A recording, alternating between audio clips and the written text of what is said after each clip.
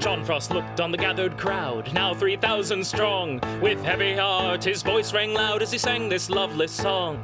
God is a guide from field, from wave, from plough, from anvil, and from loom. We come our country's rights to save and speak a tyrant faction's doom. We raise the watchword liberty. We will be free. For when the rising tide is turned in every London quarter, Parliament comes crashing down with Robert's Rules of Order.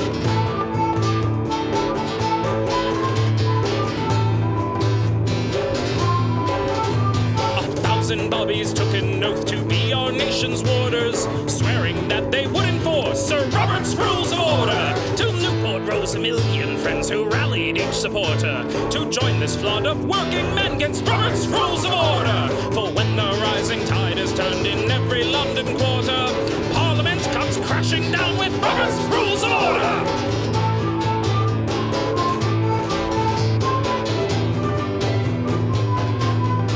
Like this, on the steps of Parliament, John Frost stood proud and tall. A hush fell on this great event as he told them one and all, depose the gentry and the crown, depose the House of Lords, or join the Queen in exile by Robert's Rules of Order. So Chartists, Luddites, Communists, recall each faithful martyr who died so you could have your new world Robert's Rules of Order.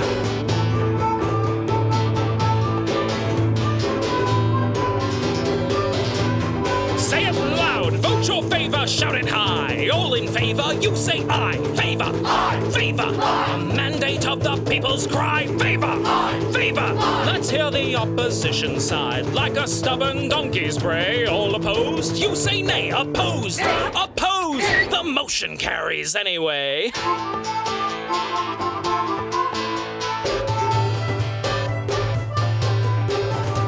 As currents change and bring to us our dear corrupted warder, in chains subdued and ill-abused, he's left with no supporters. Mobility's will can then proceed by our own rules of order, and we'll all cheer for country's sake when Robert's drawn in quarter. For when the rising tide is turned in every London quarter, Parliament shall be reborn with Robert's Rules of Order.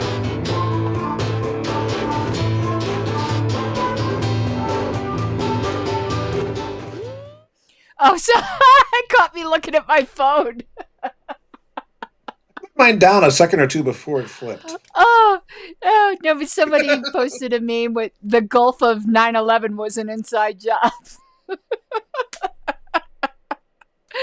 Okay, so tonight was a night of parliamentary adventure. We did that class again, except for we enjoyed this one. I think. Well, I enjoyed it. I'm speaking for you like we're married, but some people think we are. Yeah, I know. We are happily married to other people. Yes.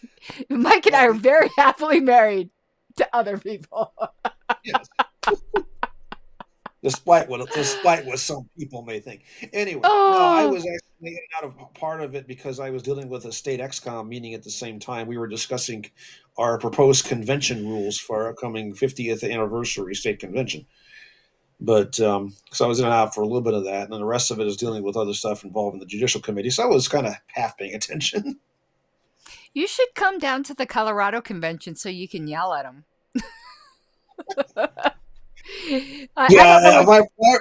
If I were to walk in there, three things would happen. One, people would have heart attacks. Two, people would crap their pants. And three, they try to throw me out. But like, we need you yelling at somebody. It's the Colorado Springs Massacre. Is that where they're holding it this year? I'm not sure. I think it's going to be at the Shriners again. That was actually a nice facility. It was a good facility. Yes, it was. Yeah. So. I'm not sure because I'm not salty or anything, but like there's nothing on the website or any announcements. So no. We have a date. That's all I know. They probably said the announcement in the meeting and I just didn't catch it. I mean, the location. It's just going to be a one-day convention. I know that. Even with all the stuff they want to screw out the bylaws? No idea. Non-communicative, so no idea. Anyway, so tonight's ParliaPrep, was Kay Cruz, who's quite famous in the parliamentary community, and I think she's done work for LP things before. I had heard of her.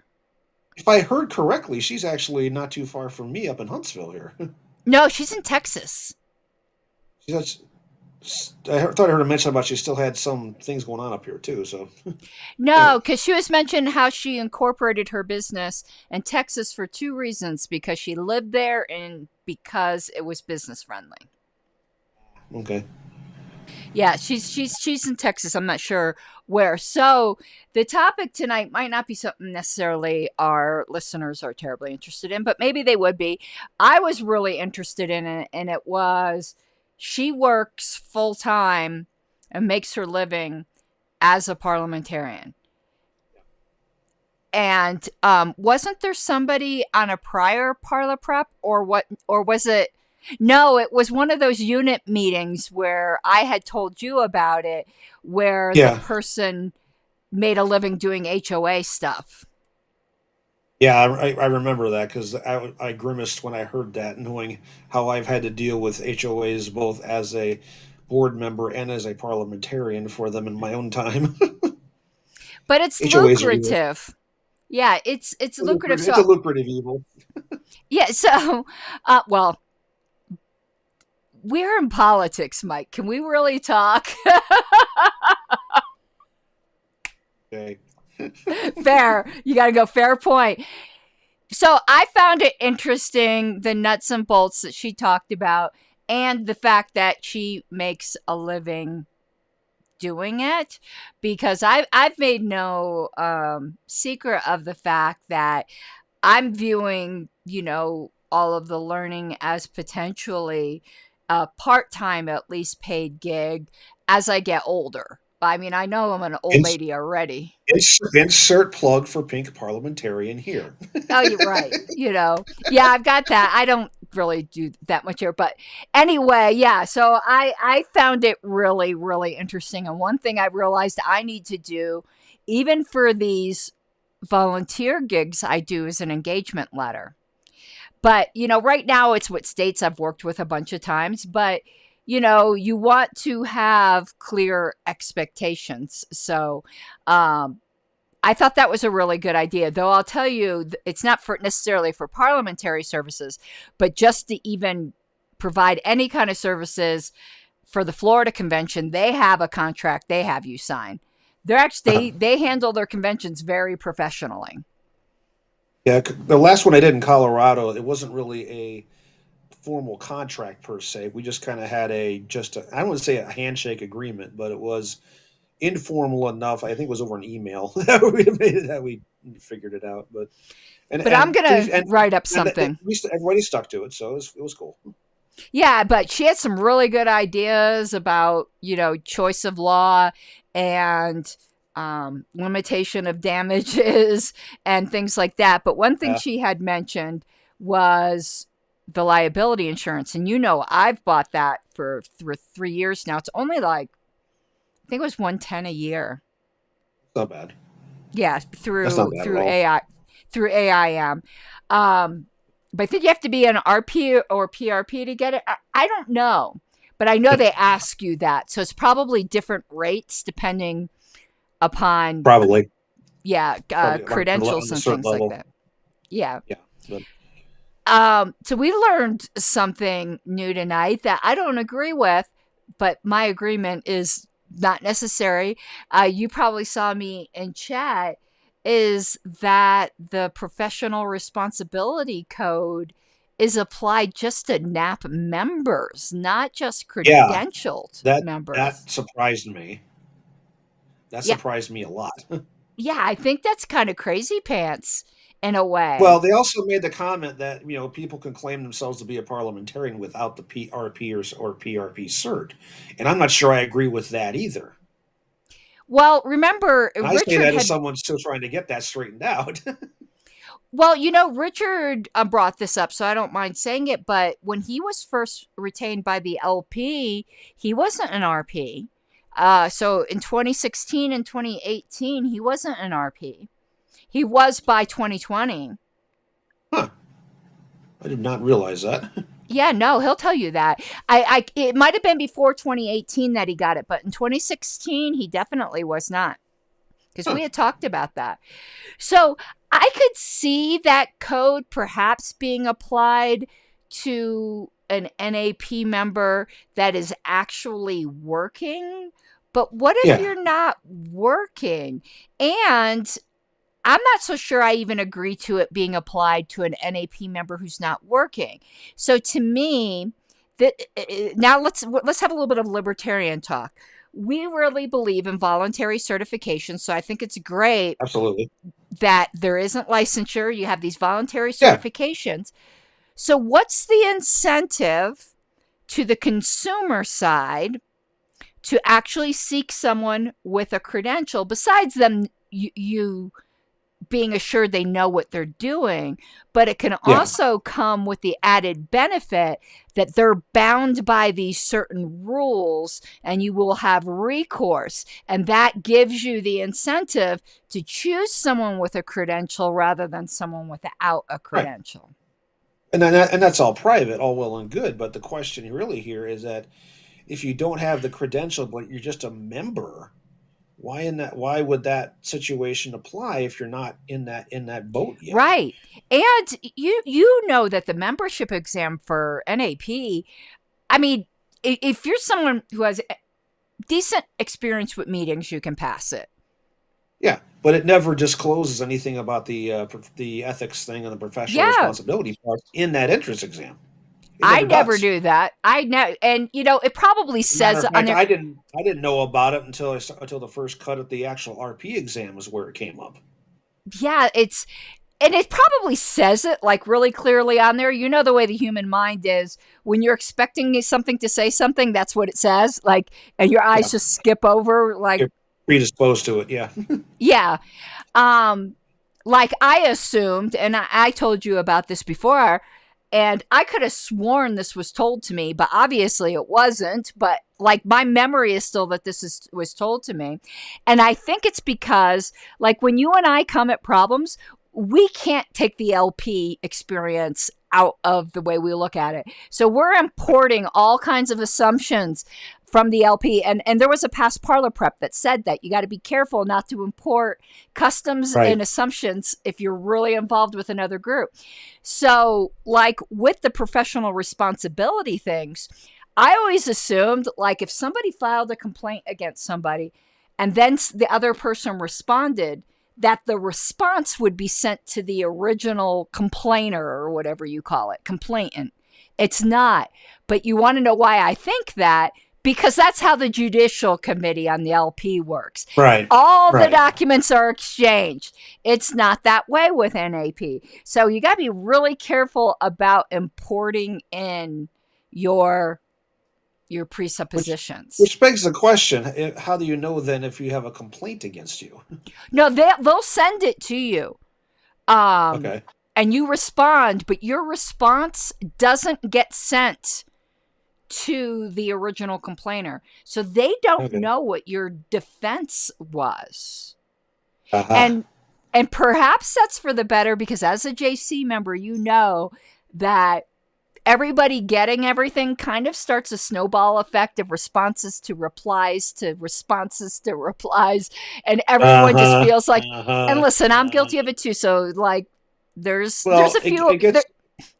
It gets to a point, I'm not going to name any names, but it's like, would you I'll just name please me. shut up already? I'm not naming names, but I'm just simply saying it gets to a point where like, would you, especially when it goes a back and forth between two people, I'm like, would you please just shut up already? You can go ahead and say one of them is me. I'm trying to be political. I'm trying to be diplomatic here because there's a lot of people who do it.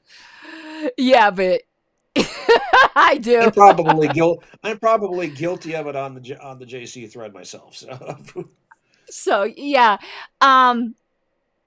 Anyway, so I thought that was super interesting. Are you planning on any day like doing a business thing? I thought about it. I mean, judging from the numbers of RPs and PRPs in the state, and there's a few. I mean, there's actually a couple dozen in the area, believe it or not. So the potential's there, especially because this area is the fastest growing part of the state right now. But at the same time, I also see something else as a potential. There, the place I work, and I'm not going to name who they are. I don't think they have very many RPs in their massive level of staff. And that, I think, is a flag I can hang out within internally that might get some attention of some upper level people to say, hey, wait a second, we have one of these in house. Wait a minute, let's bring him in. So there may be some career expansion opportunities in that respect too. Well, I know it certainly helped in my paralegal job when we have cases in which minutes have to be reviewed and things like that. Sure. You know, but not very often, but it has a bit when there's been a governmental agency or school board, school board issues. And Greg says hi. So yeah, I thought all of that was really interesting, and the ethical quandaries she brought up is real interesting, and it's certainly, as you get more experience, you think about those things a bit more. And sure. I'm starting to think now you err much more on the side of caution. So, for instance, about a year ago, or maybe 2 years ago, I would have said that if some local political party that wasn't the LP wanted someone from the outside to assist with their convention or whatever, that I'd be totally open to that work. And now I would say no. As long as I'm on the LNC, I'm not going to do any of that. Well, no, that's understandable on that because of your position, and currently with mine, it'd be the same way. But if you're not in that position, then it's different. Right. When I'm not on the LNC. When you first got the cert and you're just getting established, you want to take the jobs as much as you can just to help build up the resume, build up the experience, and build up the reputation and the word of mouth as to what and the advertising. So yeah, but you gotta put yourself out there, really, because there actually was an opportunity through the local unit. It was Jefferson County Republican Party needed a convention. I think they thought they were going to, county party actually, thought that they were going to have a contentious, from what I could reading between the lines. It didn't say that, but reading between the lines. And it was so tempting to apply for that. But I'm like, no, as long as I'm on the LNC, I'll do work for state parties, but not any other political party. Once I'm off the LNC. You're not politically independent enough in this case. Yeah. And I might learn something, like I was saying in the meeting today. You can't, and in a way I agreed with Kay, but in a way I didn't agree with Kay. So what I was getting with, and this maybe comes from my law firm practice, not as a lawyer, but paralegal, working with law firm practices. Let me word that better. That when I said you can't unlearn what you already know, and sure, she was correct, that doesn't mean you have to disclose it. That isn't what I meant. Obviously, you can't disclose it, but you can't keep it from influencing you. You can't. It's a part of you now. You can't not have that knowledge influence you. You can't turn it off. Yeah. Right. You can't turn it off. That could potentially be to the detriment of your current client or a former client. So say I did apply and get that job with the Jefferson County Republicans. What if I learned something that could be used to the advantage of the Libertarian Party of Colorado? You can't unlearn that. Yeah. So you can't put that toothpaste back in the tube. Yeah. Gregory has a comment in chat. Oh, Gregory says he feared his letter of engagement would scare off some clients, but it hasn't. Yeah, I think everyone loves clear expectations. Like some of the issues that came up tonight was where Richard Brown had said, if you're a convention parliamentarian, can you advise members? I can tell you that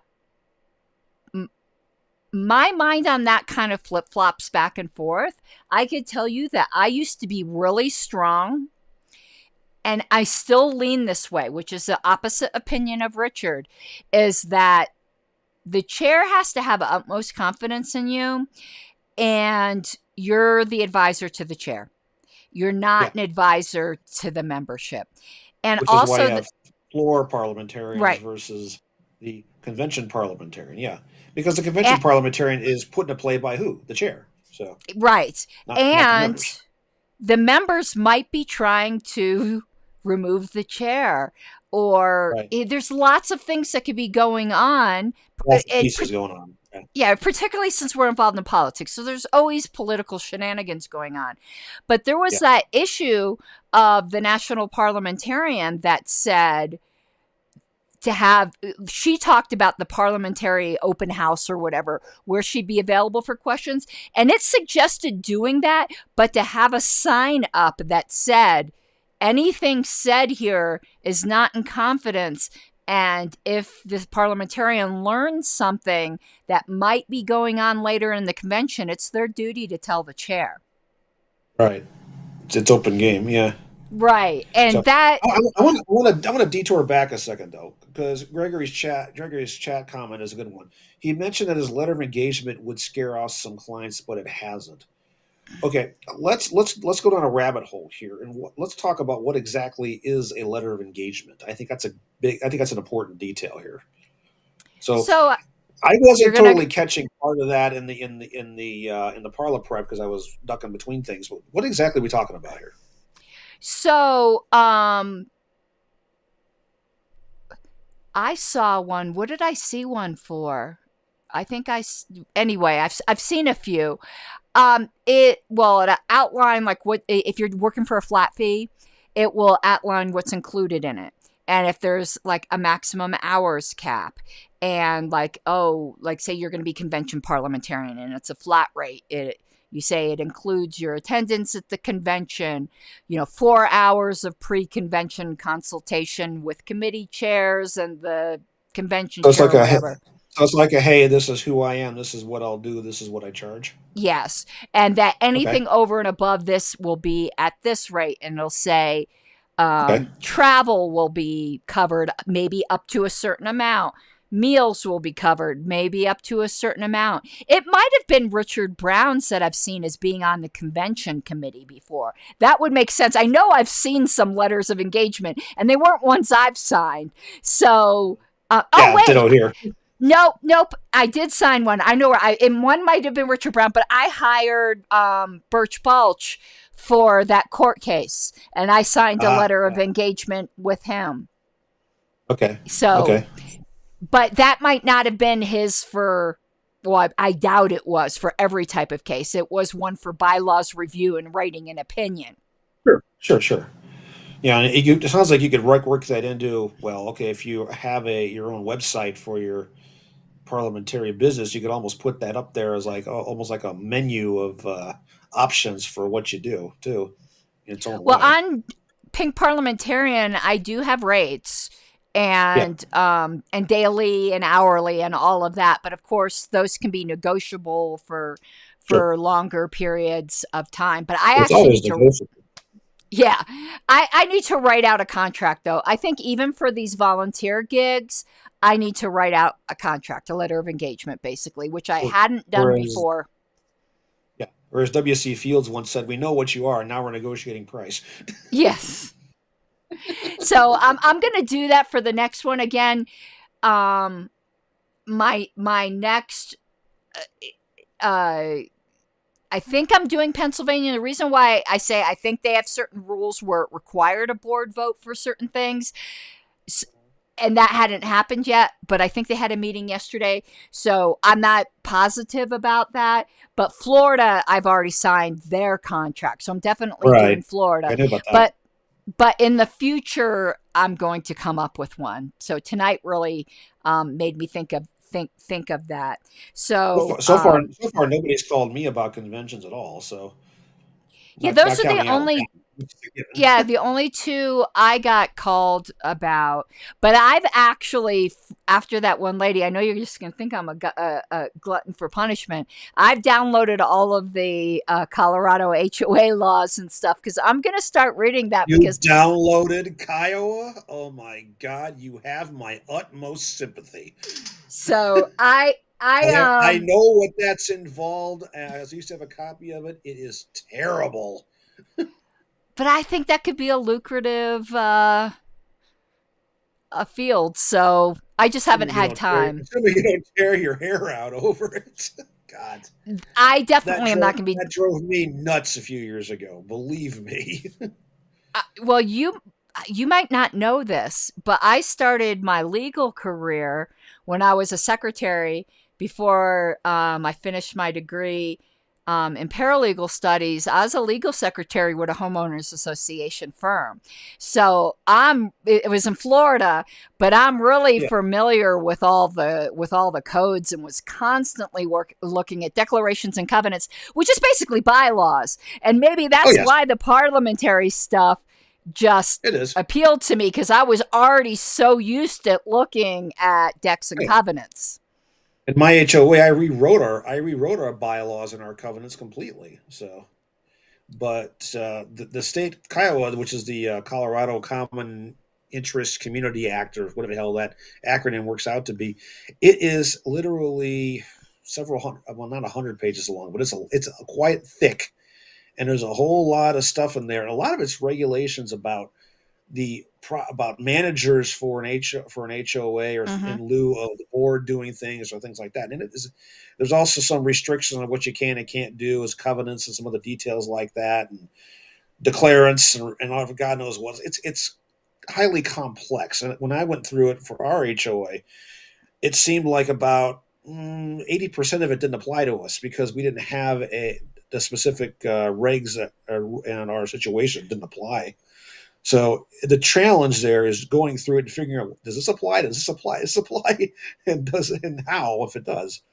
So And it's crazy. well, after the HOA firm, I did insurance defense for multiple decades. And we did a lot of cases where the insurance company, and I worked for the evil empire. I worked for the insurance company, where it was claims by master associations. So you had to read the law because in Florida, at least, unless the insurance policy said otherwise or the decks said otherwise, there was a law like exactly the air in the middle of the wall between the exterior fascia and the interior drywall, that center period is, the homeowner's master policy covered this portion. And then sometimes it talked to whether that included the paint. Like, it was insane. And what was considered a fixture, because the certain fixtures were covered by the master policy. So when the unit was originally sold, the cabinets were a fixture. What if the cabinets have been replaced and upgraded? And the master association didn't know that. So it got crazy. So actually, I have a lot of experience with that kind of stuff. Micromanagement mayhem. Yeah. So that might be something I end up doing. It can't be worse than politics. Famous last words. I heard dog kennels are the worst, though. They're a bunch of bitches. That's what I heard. Well, it's better than cat kennels. Oh boy, but I'm telling you, they're a bunch of. Yeah. Sylvia does work with dog clubs. So now that, so most of that's probably not of interest to most of our listeners, except to know that if you're interested in parliamentary practice, you can do it full time. You have to work it. Like, you have to want to work it, but you can do that full time. Work it. And I think I don't know if I could ever drum up enough business to do it full time, but it certainly would be a nice retirement gig. Side gig. I think part of it is a function of where you're at, what other, I'll say it this way, competition is out there, and what demand is there. I mean, it does all those pieces that come into play, like anything, like any other business. Yeah. You know, I mean, if I found myself unemployed again, just because of the job market and whatever, I might try my hand at just transitioning into that, But I've actually been thinking about it once I get my cert of also adding a notary certification to it too. I took the notary class in Colorado, but I think it's expired now. In law offices, they like the paralegals to be notaries. Yeah, E-notary's the big thing now, though, doing it over Zoom. yeah. But I It's just never. it's a nice little side gig to have. Also, my mother did it for many years before she passed away, and we have friends in the party even out there who do it, and it's extremely helpful sometimes. Yeah, I probably should renew that. If I wasn't working, I probably would, because you got to hustle.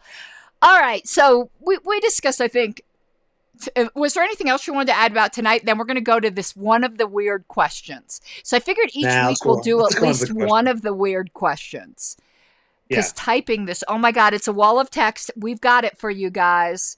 Are you ready for little background on this? Okay. Okay. Just so people are aware of what's going on. I came across some sample exam questions online. I started looking through them again, and a couple of these questions that they come back with some citations on some things, and I totally got them totally botched, and a couple of them I totally disagree with, and that's what we're looking at right here is what these questions were and what they said they were, and at the same time, to discuss why I think they're weird. Maybe I'm wrong, but let's bring them up for some discussion. Because let me just so when I first read your answers, I agreed with your answers. So we were thinking alike. But then when I saw what you said, the master key said, and the references, I think I came to the other side, at least on most of them. I think there was one I didn't. And I took it more as, oh, I learned something.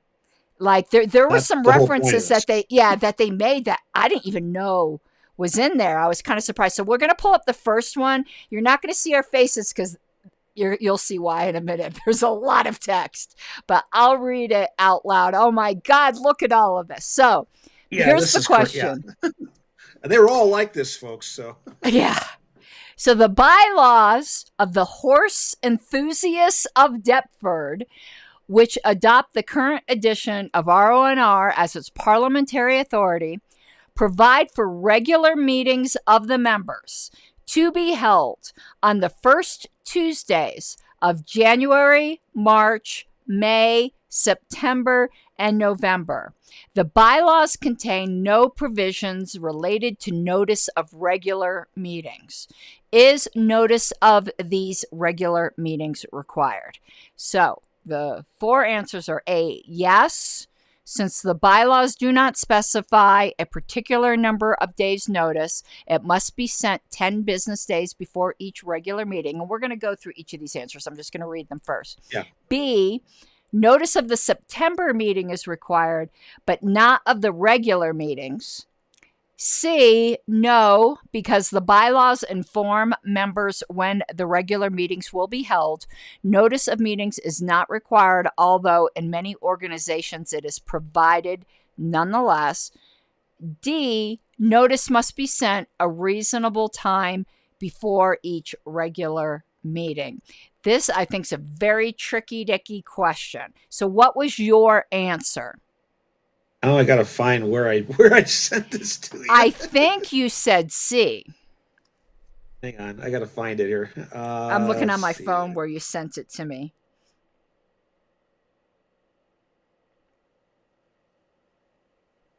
Is this computer being stupid on my display? I got it on my phone. Let me see here.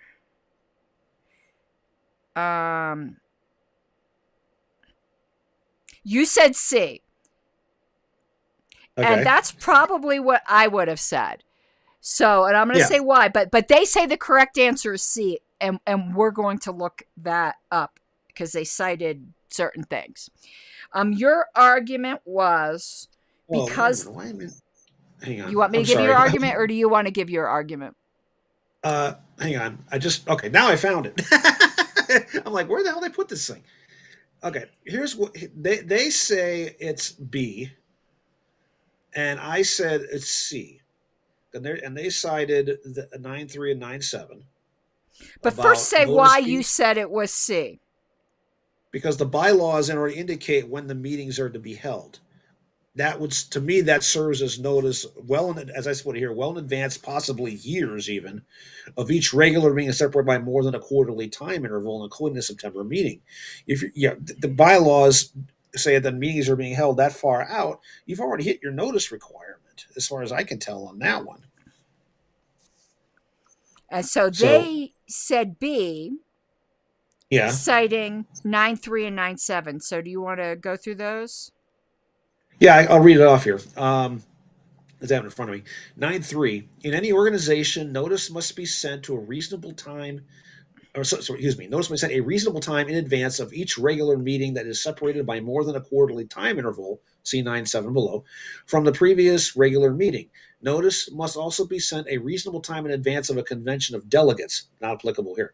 In many organizations, a call is sent to all members in advance of each meeting. 9.7. Important rules relating to the continuance of a question from one session to the next depend upon whether no more than a quarterly time interval intervenes between the two sessions. In this book, Roberts, it is understood that no more than a quarterly time interval intervenes between two sessions if the second session begins at any time during or before the third calendar month after the calendar month in which the first session ends. For example, with reference to a session in January, no more then a quarterly time interval has elapsed since the previous session if that session ended on or after October 1st of the preceding calendar year, and no more than the quarterly time interval will elapse before the next session if that session will begin on or before April 30th of the current year. Okay. Now, Greg brought up a wrinkle that I thought of when I was reading this, and he said, he assumes that that this assumes where the members know where the meetings will be held. So that's why, even though I would have said at first, just reading this quickly like a quiz, I would have agreed with you and said C. But where are these meetings going to be held? I think his question is valid. That is a fair point. I actually now think the correct answer is D. Because all of the reasonable time before each meeting, yeah. As a matter of fact, it even says that in 9.3. It says okay. Notice must be sent at a reasonable time in advance of a convention of delegates. Oh, actually, before that, in any organization, notice must be sent a reasonable time in advance of each regular meeting that is separated by more than a quarterly time interval. But it also says in many organizations, a call is sent to all members in advance of each meeting. Yeah, it's only saying notice has to be sent a reasonable time if it's more than a quarter between each meeting. I would say okay if if they already have all of the information for the ones that are less than a quarter. But right now, you know the date. This is kind of like the Colorado bylaws. It's so first Tuesday, January, March, May, September, November. But where? Yes. In Timbuktu? What time? So I think the answer is D. It very well could be a fair. That's a fair, legitimate point. I mean, about the where. It'd be different if the bylaws said that the regular meetings are on these dates at this time at the headquarters, though I know that is something that's not recommended by Roberts. If you go to the bylaws section, it says, and we can do that. It says it's a good idea to set like the date, but not necessarily the place, because it could have burned down or something can happen. But of course, that would be a bylaw in the nature of a rule of order. But who can suspend it? If it's of all the members, it has to be suspended ahead of time. So I think the answer is D. Now it's interesting because in the chat, Gregory mentions that seems like a new section in the 12th edition. I'm looking at the 11th for section 9 on meetings, and it's been rewritten. Yeah. So This question is definitely, and there's a clue on it by that weird time frame, and that one of yeah, the answers mentions the quarterly thing. Anyone who's familiar with Roberts knows that the whole quarterly thing is important. So that was a clue as to where the test makers are going. But if you didn't have that clue, I stand by it being D, because I'll otherwise admit also the sessions and meetings still give me trouble. So, but that's just me. I think this is one of those where if we were doing our scorecard, we would put this as a sucky question, because I know what they're getting at. They want you to be aware of that first sentence in 9.3. That's the point of this question. But that's a new 9.3 and 9.4 are new sections for the 12th edition. Yeah, I And then wasn't the aware of them. 9.7 actually was in the previous one. It's on the bottom. If you have the 11th edition, bottom of page 89. But Yeah, I don't have the I 11th was here with I me. just cross referencing here because I'm like, wait a second, But yeah, because that is a new section there. 9.3 and 9.4 are new in the 12th edition. Yeah. So, but some clock says in chat the only logical answers are C and D, regardless of the quarterly garbage. I'm not sure if that's exactly the correct way to put it, but as Gregory says, also increasing participation, transparency, and involvement. D is the safe and correct answer. I tend to agree because that is erring on the side of caution. Send the notice out for each meeting, no matter when the heck it was already set. Let me tell you what this question is assuming. Now that I know what they think the correct answer is, B, they're assuming, just like there is in Colorado, that there's a special rule of order that establishes the time and the place. That's which the is a bad assumption for the question.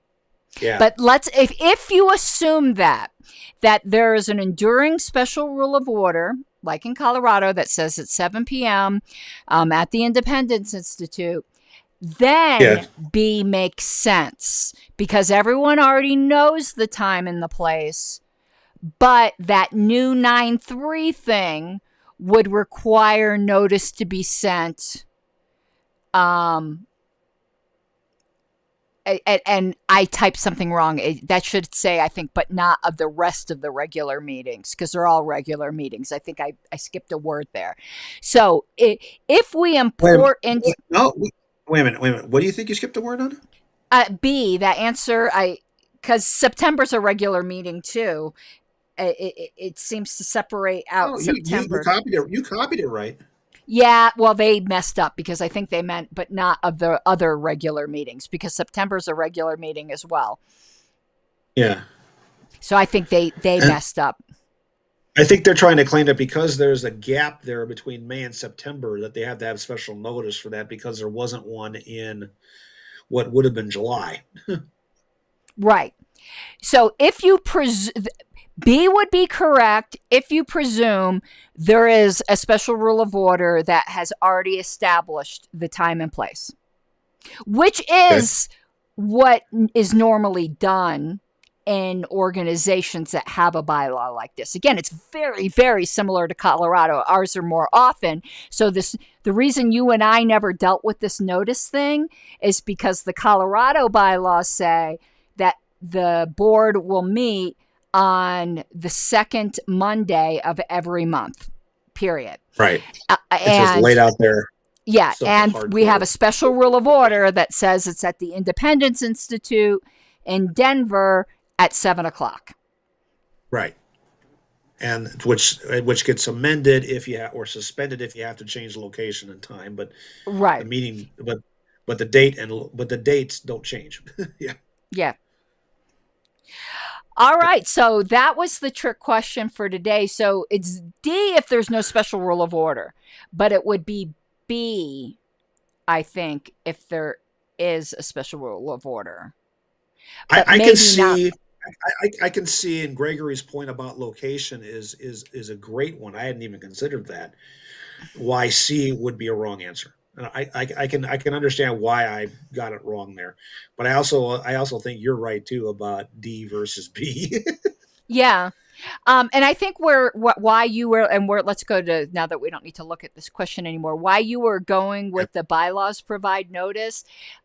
This had come up at some other discussion we had where,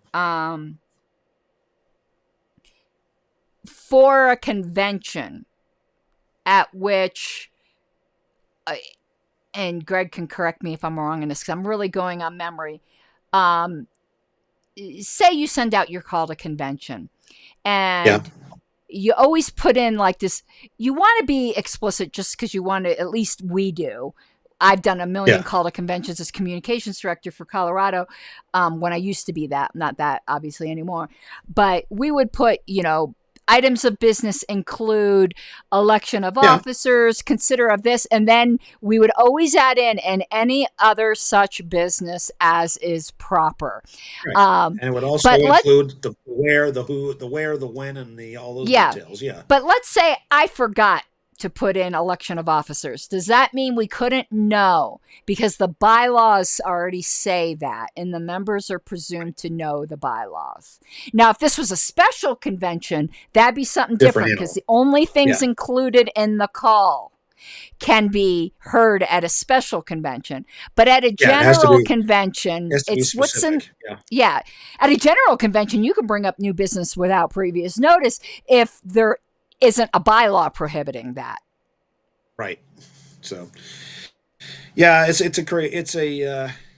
tangled web. But yeah, but I can see now from the discussion why my choice of C was wrong. But I also can understand why they're making an assumption of B being right. Part of the problem is this, and this is something that Roberts drives me nuts about. Maybe it's just me not totally understanding it, but they are delightfully vague when it comes to sessions and quarters and meetings, because it's like, well, you say it's a 3-month period. Well, starting when? I mean, if you want to say that the way they calculate it is where it's terrible. If you want to say that a quarter starts is the first 3 months of the year, the second quarter is the next 3 months, the way that you would normally expect it, then that would clear things up quite a bit, at least as far as the quarterly intervals go.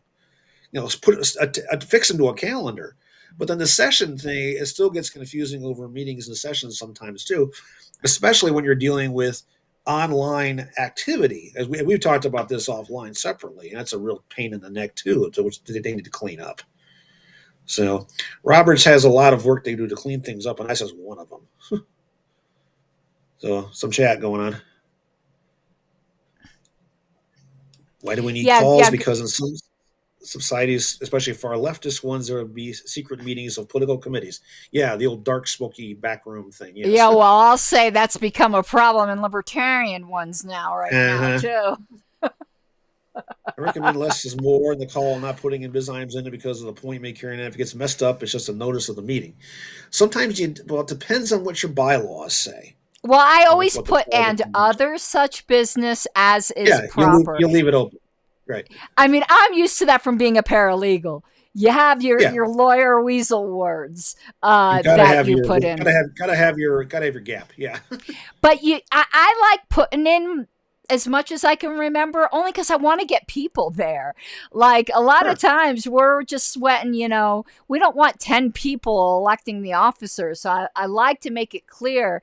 And with Colorado, this is important. It's not as important. Well, I'm not going to say it's not as important, but I think it's got a peculiar importance in states like Colorado where we have staggered terms. So I don't put in just board elections. I put elections, chair, treasurer, secretary, the specific ones, because we have very role-based. In Colorado, we don't do at-larges. So it's called the kitchen cabinet approach, and it's a better way to run the railroad. I prefer the Colorado model. though if we got bigger, I think I ran this by you before and you didn't like it, but I'm going to run it by you again. If we got bigger, let's say we had 30 county affiliates. Wouldn't that be a great problem to have? It would be a great problem to have. Then I would believe in having a tiered board like they have in Texas, where your board includes your core functional group. That's also your executive committee. And then the full board includes all of the county chairs, and certain decisions can only be made by the full board. And the county chairs are like at-larges almost. See, that's why I had that 11 region thing going on in Colorado until they took it out a couple of years ago, because I know you and I fought over that. It laid the foundation for it. But we still have the same. We still have the same. I don't know, Boulder. They disaffiliated Boulder, by the way. Not for doing anything wrong. They did it. Actually, I'm going to give them credit. They dissolved, but they wanted to make sure it was really official. Yeah. So they also disaffiliated. But through that, I understand what you mean. Yeah, but there's another reason. When Boulder dissolved, they had a bunch of fines with the state of Colorado. So they wanted to make it clear with the state of Colorado, we don't have anything to do with them. So a new group can start up cleanly, because apparently there was a bunch of fines. You could go look it up in Tracer. I don't remember how much it was, but it was substantial from what I understand for not filing reports. Just something stupid. Yeah, no, I get it. We had to deal with that in California with Santa Barbara County dissolving, because they just simply didn't have the people to stay active to keep it going. So we had to go through all that issue. But we still only, hold on, I'm trying to remember our affiliates. We've got Arapahoe. We've got El Paso. We've got Douglas. And Arapahoe includes Adams now. I don't know if they did it right in their bylaws, but they are a dual county, allegedly. I don't care. It's not my business. Jefferson. Considering the metro area, that's not Pueblo.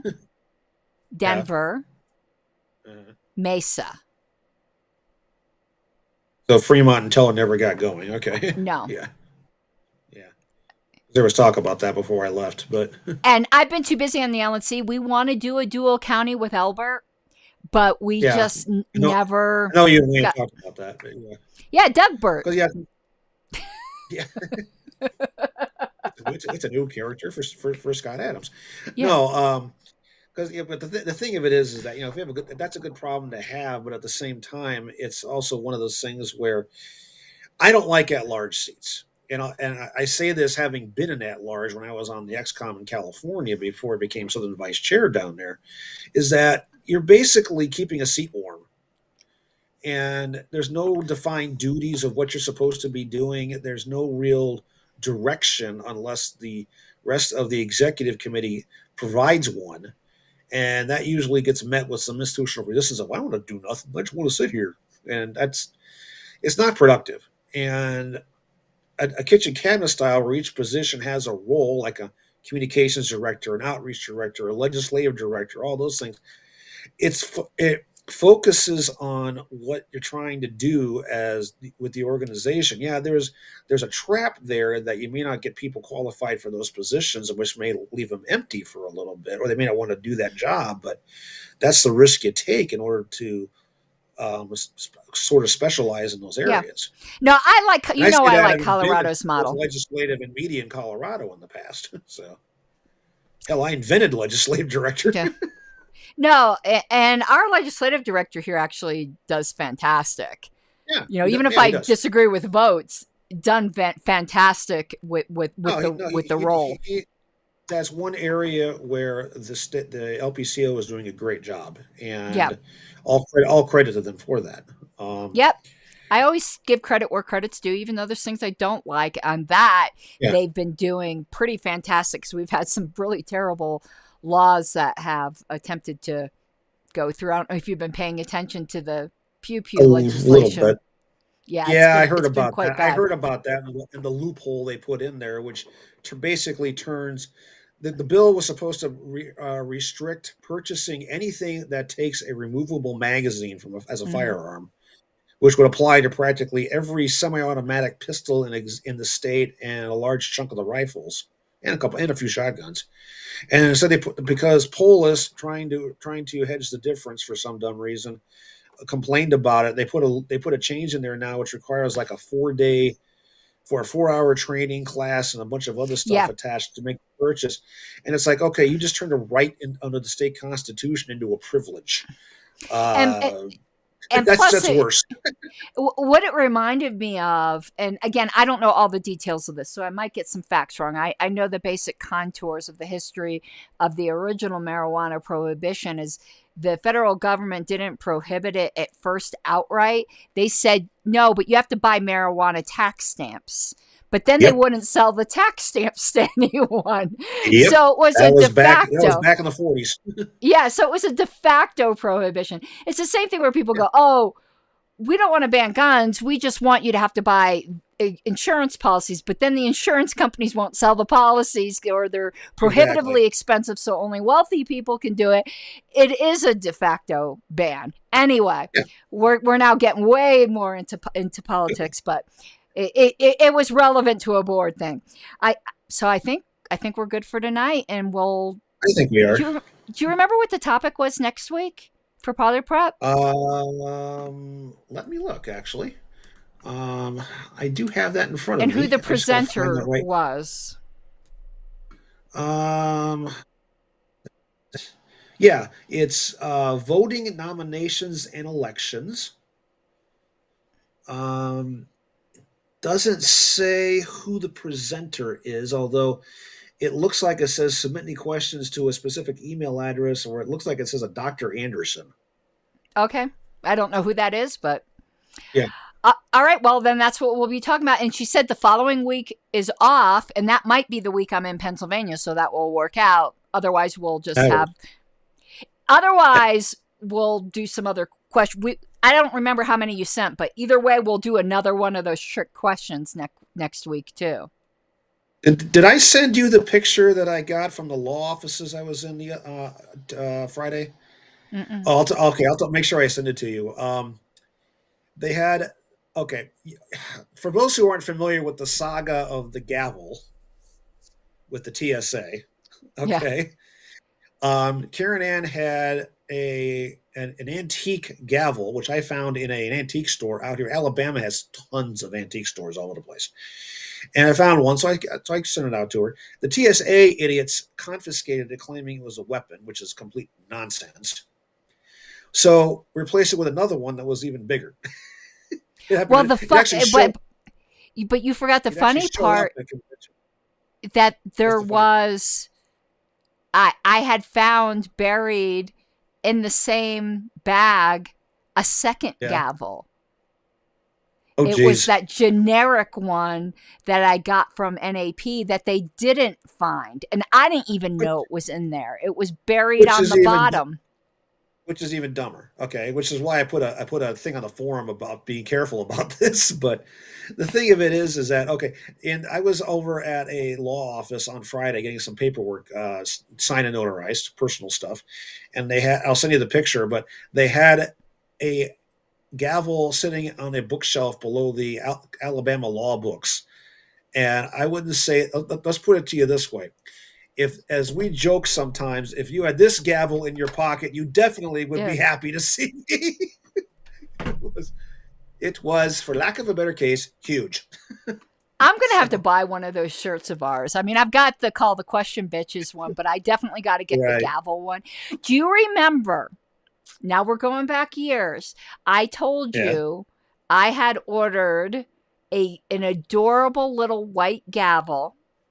And then I put it somewhere and couldn't find it.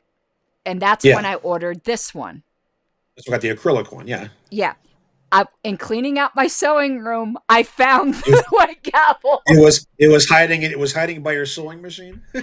I thought it was a sewing foot because it was in this little antique box. And I buy antique sewing feet. And they Wait a minute. You mistook the gavel for what? A sewing foot? Okay, on a sewing machine. Help me out here. What attaches that goes right on top of the fabric is called a foot. And you use different feet depending upon the type of stitch or technique you're trying to use. Okay. So there are zipper foots, there are straight foots, there are zigzag foots. But in the olden times, they used to have ruffler foots, seam binding foots, all kinds of interesting, but they're antique. They don't make those anymore. So I used to go on eBay and buy just a bunch of antique sewing feet. And they came in these same kind of very old-timey looking boxes. And this gavel is super old. So it came in a box that looked like the same box that sewing feet came in. So you put it there thinking it matched up. Yeah. So here I am straightening up the room, and I'm like, oh, crap, I kept the box for this. So I opened the box because I thought I was going to be putting away a sewing foot. And there's that ivory. It's not white. It's like ivory. It's gorgeous. I should have brought it down. We'll show it off next show. So it's the same size as this one. I like the little dainty gavels. And you're going, is that where that went? But this one's old, too. It has the date on it. Hold on, I can't. I can't even read it on here now. It's some kind of official courtroom number 54. 1954. Courtroom number 1, 1954. So this gavel is what? I can't count. 70 years old now. 70 years old. Yeah. And the desk I'm here is from 1881. This one's mine. It's just a generic engraved one. It says "Liberty for Life" on it, which I picked up through Things Remembered a few years back. So, well, I'll bring down that next one, that other one next week. I don't know. I don't know if it's older than 1954. This one's pretty old. I looked at that picture. I look at that one on the shelf and going, "Oh, that's a gavel." Yeah. All right, that will be it for this evening, and we'll get together next weekend. And everyone, go check out the Pink Parliamentarian. It dropped today. It's on, and you will probably disagree, Mike, because we've never discussed this. You should watch it. It's on the intrinsically irrelevant negative vote. Oh, you mean the vote that doesn't change anything? But still, it says don't ask for it. Don't call for it. So listen to the show. Yeah, because that could be an interesting topic as well. All right, everyone. Have a good night. And Mike, I'm going to bed, so I'll be hanging up on you after this, but we're going to do the closing music. So bye-bye, everyone. Bye-bye. Yeah, see you later. See you, everybody. Favor! Let's hear the opposition side. Like a stubborn donkey's bray. All opposed? You say nay. Opposed! Opposed! The motion carries anyway.